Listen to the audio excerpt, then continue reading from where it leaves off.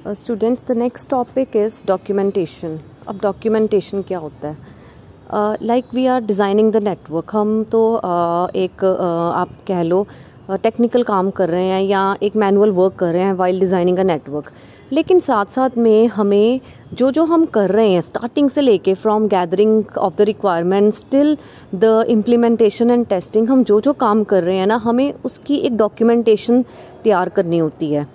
Like starting में requirement analysis जब बना तो उसका जो डॉक्यूमेंट है, ठीक है, उसको that is a kind of document. ठीक है, उसके बाद हमने क्या क्या प्लानिंग की, that can be converted into a document. ठीक है, फिर हमने इम्प्लीमेंटेशन कैसे की, देन हमने मेंटेनेंस कैसे की, टेस्टिंग कैसे की। तो हर स्टेप जो हम परफॉर्म कर रहे हैं ना, उसके रिगार्डिंग हमें डॉक्यूमेंटेशन लिखनी चाहिए साथ साथ में। वाई?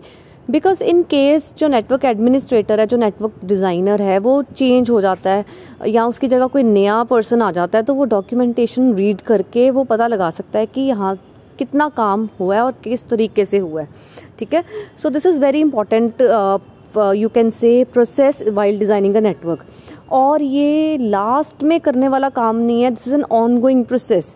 मीन्स कि साथ साथ स्टार्टिंग से ही डॉक्यूमेंटेशन करनी शुरू हो जाती है। ठीक है, अब जब नेटवर्क डिज़ाइन करते टाइम 4 टाइप्स ऑफ डॉक्यूमेंट्स जो हैं वो तैयार होते हैं। First is business case document. Business case document में सारा बिजनेस के बारे में बताया हुआ है, जहाँ नेटवर्किंग की हुई है वहाँ पे किस तरीके का बिजनेस है, इनपुट्स कौन से, आउटपुट्स क्या हैं, वर्किंग क्या है, गोल्स, ऑब्जेक्टिव्स, एम्स क्या हैं बिजनेस के, फ्यूचर प्लान्स क्या हैं, वो सारा इसमें लिखा होता है बिजनेस केस डॉक्यूमेंट में। The second type of document is user specification and acceptance document. इसमें बताया होता है कि यूज़र ने क्या क्या रिक्वायरमेंट्स दी, ठीक है, और हमने उसमें से कौन सी फुलफ़िल की, यूज़र ने एक्सेप्ट की वो requirements, so like that. Third is engineering plan.